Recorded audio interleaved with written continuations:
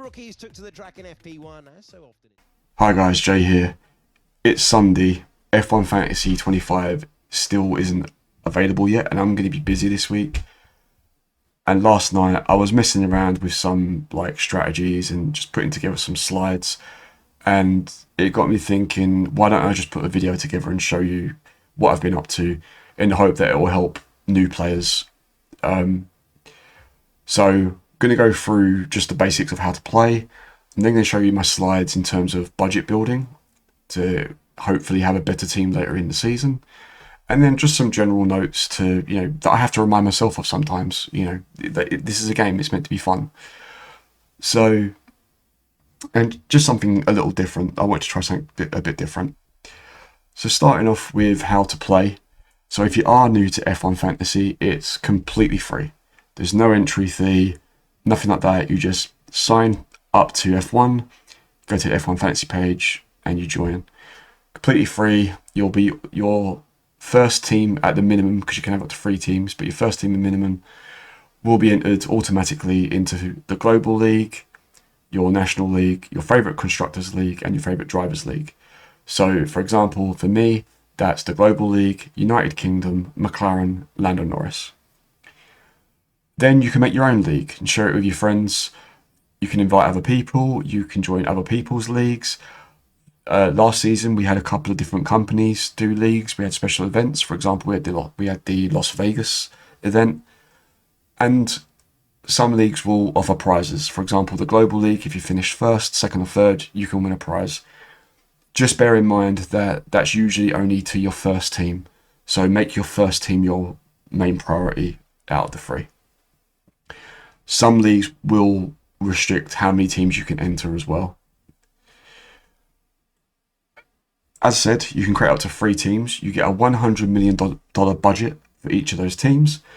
With that budget, you have to choose 2 constructors and 5 drivers, which you can change throughout the season, but you must lock them in before qualifying. Once qualifying starts, you cannot change your team until the next race weekend. Last season, in terms of sprint weekends, you could lock your team in after sprint qualifying. So bear that in mind, because if that's still the same this year, you could use that to your advantage. The idea is to decide where you're going to invest your money in terms of assets that you think are going to grow your budget and assets that you think are going to score you points, which we'll get a bit more in depth to in a bit. But that's the general gist, is who do you want to buy? Obviously, better assets, so your McLarens, your Ferraris, Verstappen, Norris, Leclerc, etc., they're going to be more expensive, whereas HAAS, Sauber, I'm assuming Bortoleto this season, they're going to be cheap. Yeah, probably the cheapest assets, if not cheaper. You get a DRS boost for one of your drivers, so you can select one driver each race weekend, to score double points. So you'll want to utilize that really on your top asset. So that's going to be one of your drivers. So you can't apply this to a constructor. You can only apply this to a driver. But keep it in mind, because on a good weekend, your top driver can score really good points with this DRS boost. Can backfire if that asset has a howler and, God forbid, has a crash and a DNF. But 9 times out of 10, you want to put it on your top driver, and it's going to bring you a good return. So chips. You get 6 chips to play throughout the year. You get to use them once during the year. Starting with the Limitless chip, this will give you an unlimited budget for that race weekend, so you can go nuts with your spending. But bear in mind, after that weekend, your team and budget will revert to what it was before. That being said, this can be handy for sprint weekends where you're likely to gain more points. Can backfire, like Brazil last year, but most of the time, this can work in your favour for a sprint weekend. So go mad with your budget. You've got a wildcard chip. So talking of budget, let's talk about transfers. You get 2 free transfers on a race weekend. You can carry a transfer over for the following weekend so that you've got free transfers. But with the wild card, you've got unlimited transfers for that race weekend within your budget.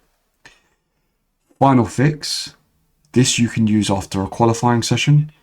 Let's say you've got Carlos Sainz and he crashes his car and he's now going to start from the pit lane. You can swap him out for someone else for the race.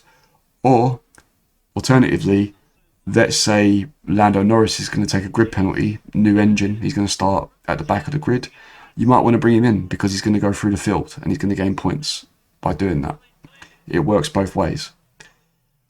Autopilot basically replaces your DRS driver.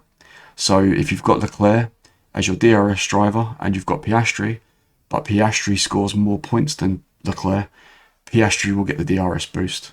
So that's what the autopilot does. No negative is probably one of the most important chips. So if a driver gets a DNF, it's minus 20 points. If they get a disqualification, it's minus 25 points. But if you use the no negative, they won't get any negative points. This can be great for weekends where it's going to be like really bad weather. So again, Brazil last year or Canada last year. So bear that in mind. And then finally, extra DRS.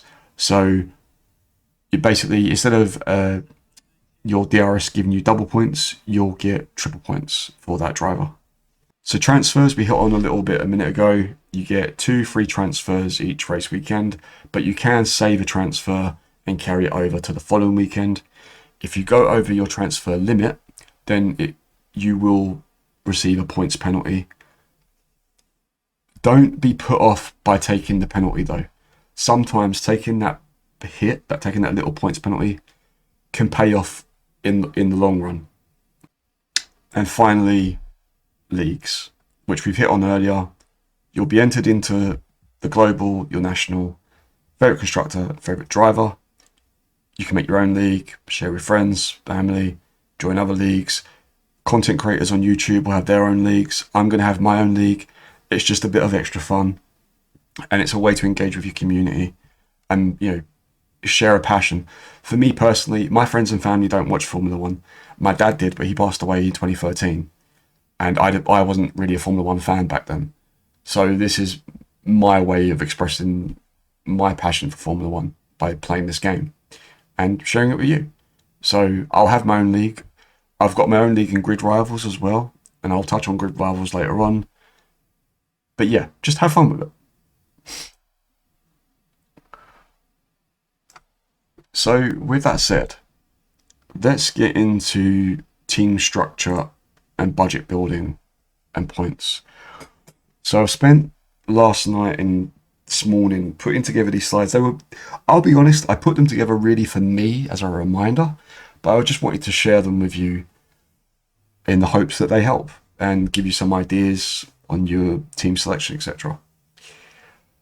So what I've got here is essentially I've taken last year's F1 Fantasy Dream Team as shown by the official F1 Fantasy page.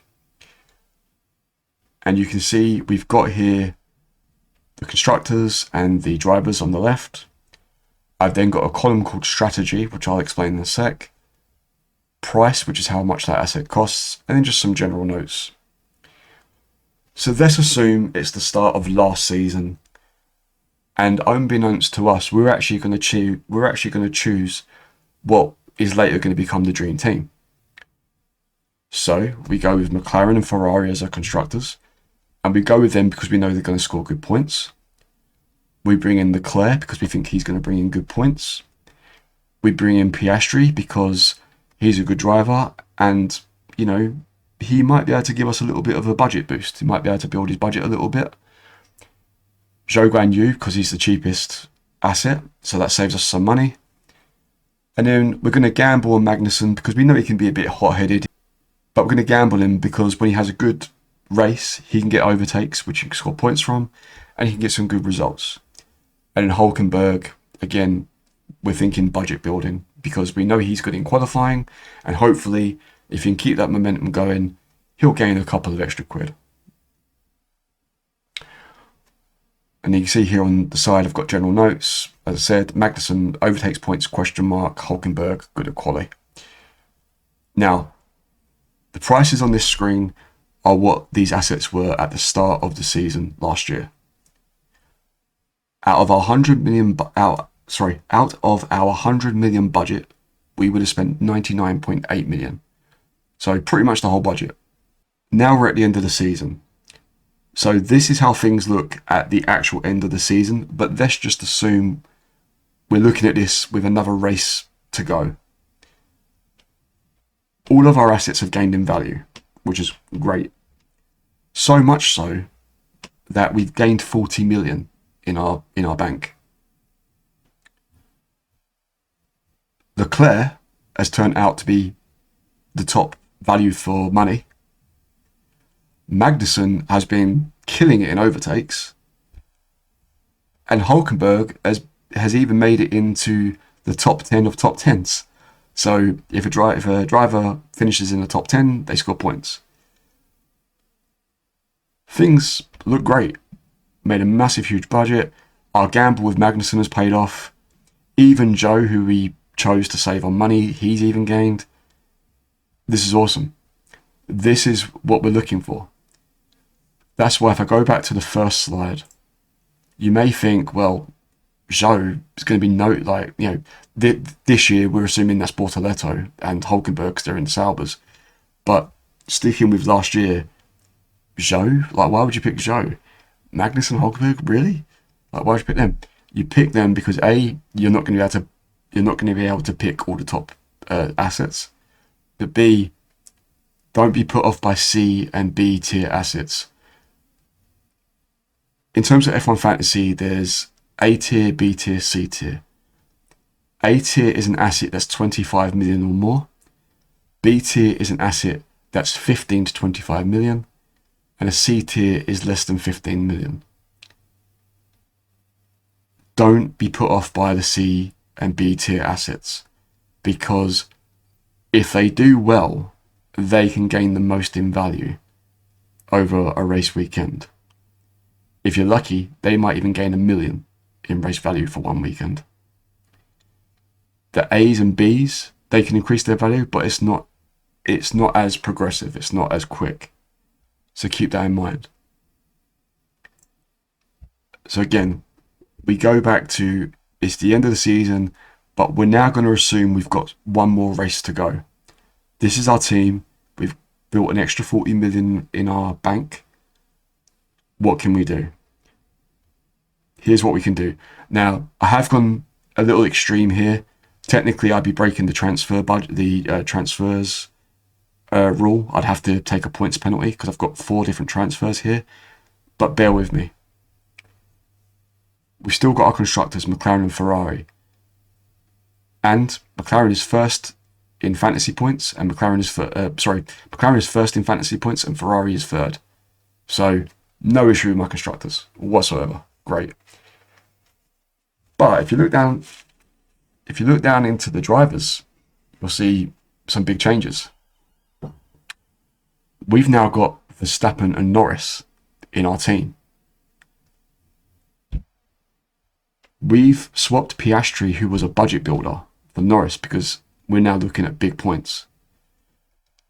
Not only that, but Verstappen and Norris came first and second respectively in overall fantasy points last season for the drivers. So that's the top 2 scoring assets in our team. We've still got Zhou Guanyu because he's the cheapest. He's still one of the cheapest assets because by this time we'd had Franco Colapinto come in, etc. And he's still building budget. So he's now become a budget builder rather than a budget saver. Now here's the catch, but we have had to sacrifice. And we've dropped Magnussen and Hulkenberg for Bottas and Albon because they're cheaper and so they save on budget. The trade-off is this. We've brought in cheap tier C assets to have high tier A assets. And guess what? Despite this, we've still got 2.9 million in the bank to play with. We're going to Abu Dhabi laughing. Just as another example, let's look at Grid Rivals. So this is actually going to be my first season playing Grid Rivals. I'm doing it for fun. I'm going to have my own league. The league pin is in the video and it's on my channel. I will have the F1 Fantasy League pin as well once we have the league. For me, because I'm in the UK, Grid Rivals is in pounds, but I believe if you're like in the States or Australia, it's in dollars. But here is a draft idea of a team that I may pick for Grid Rivals. I've got a bunch of different team ideas at the moment, but let's just use this one as an example. Similar philosophy, but there is a difference in point scoring. Grid Rivals, we get one constructor. And so in this example, I've gone for Ferrari. The dearest is McLaren. McLaren's at 30 million. Ferrari's the second dearest. Sorry, yeah. But you still get 5 drivers. And so you can see here in this, like, if I was going to go with this team, we've got Piastri, who we're hoping is going to bring us points. And he's also the cheapest A-tier asset. When I say cheapest A-tier, I'm kind of using the F1 Fantasy philosophy because I'm still getting used to the pricings on Grid Rivals. But bear with me. Piastri for points, he's the cheapest A-tier asset, let's say. I'm thinking of gambling on Sainz because Williams came 5th in both qualifying and race pace simulation during pre-season testing. But the other reason I might go with Sainz is because in Grid Rivals, a driver will score points if they beat their teammate. And if I was to pick between Sainz and Albon, I'm probably going to go Sainz. So, that's why we got Sainz. But he's a gamble because if he was to qualify, say, 9th, but then finishes 12th, 13th, it's a loss. Or at least it's not going to be much. It's not going to be many points unless he gets some overtakes and that. So it is a gamble. You want your front runners, or you want your back markers that are going to climb up the grid during the race. That said, if Sainz qualifies 9th and for whatever reason finishes 6th, then we're laughing. So don't be afraid to gamble. Again, this isn't the team I'm going to be using, or it might be, it might not be. But I'm just using this as an example. Don't be afraid to try things and gamble. Then we've got Ocon and Gasly, and I've got them on this example as my budget builders because I think Ocon will be good for a value increase. He finished 4th last season, I think, for value increases. And Gasly because he finished on good form at the end of last season and his value was starting to increase. Also with Ocon and Gasly definitely I would wager would beat Doohan, so that's more teammate points. Ocon possibly beat Behrman. I mean, as a Brit, I want Behrman to win, but out of the two. But the point is, again, well, you know, I could get some points as well with Ocon if he beats his teammate.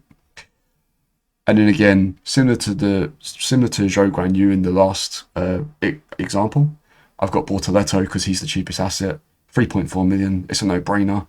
So he's my money saver. And at the bottom, you can see I've still got 1.2 million to play with. Now, there is a caveat with Grid Rivals is you don't, when it comes to their pricing, it's actually contracts. You sign them for 1 to 5 races. And at the end of their contract, you can't choose them again for the next race. So I'll give you just an idea of my way of thinking on this. Bortoletto is the cheapest asset. I'm going to be giving him a 5 race contract because I don't want to lose him, and then he may gain a bit of value, but also I now have to choose a more expensive asset as my cheapest asset, if that makes sense. Whereas, say, Sainz, the one I'm gambling on, I might only do a 1 race contract. And then I might do Albon in race 2. And then race 3, I might go, okay, well, Sainz did better than Albon, so I'm going to go with Sainz now for like 3 races. Whatever. That is the one difference with Grid Rivals, is you don't keep your asset forever. They do expire. depending on how long you give them a contract for. But that's just grid rivals. Again, comparing the two with F1 Fantasy and with grid rivals, bear in mind the point system. So for my grid rivals example, I've got Ferrari. However, grid rivals does tend to focus more on drivers when it comes to point scoring. Constructors only get qualifying and race points. Drivers will get qualifying, race, sprint, beating a teammate, overtakes. There's like an 8 race average point scoring system. So it's a bit more in depth with drivers on grid rivals. However, with F1 Fantasy, which is the main game we're talking about here, it's pretty straightforward. You've got your points for qualifying, your points for your finishing position in the race, positions gained, overtakes, that kind of thing. Fastest lap. Oh no, sorry. Well, we did have fastest lap. We probably won't have fastest lap this year because it's not going to be in the IRL Formula 1. But we also had driver of the day, an extra 10 points if your driver got driver of the day. So I hope that makes sense. In short, which team is going to bank you the most amount of money throughout the season, so that throughout the season you can bring in better drivers and constructors to score more points. Simplest way of putting it. Now, with that in mind, some things to keep in mind, and I have to tell myself this as well, because of course I want to do well. I mean, I'm making videos on the bloody damn thing. I don't want to show you a video and I'm like 1.8 millionth in the league. But all the same, this does apply. So 4 things to remember. 1, there's no right or wrong answer. We don't know what's going to happen because it hasn't happened yet. We can talk about who's better than who we think's going to win in Australia. We could say Lando Norris is going to win in Australia. Lap 5, Lando Norris crashes into the wall. It hasn't happened yet. We don't know. We can only go by what we think and feel based on our instinct and our knowledge of Formula 1 and the game. The point is, don't get upset if your team doesn't do well. We have all had bad weekends filled with DNFs, etc. Does anyone remember Monaco last season? Or even Brazil last season? I know Monaco hit me, so did Brazil. It happens. You might drop 10,000 places in the league. Don't worry about it. Don't worry about it. It's just a game. Just learn from it and then go, okay, well, last week, so-and-so really let me down. He's out. I'm going to go for this person. But yeah, all jokes aside, you're going to have a bad weekend.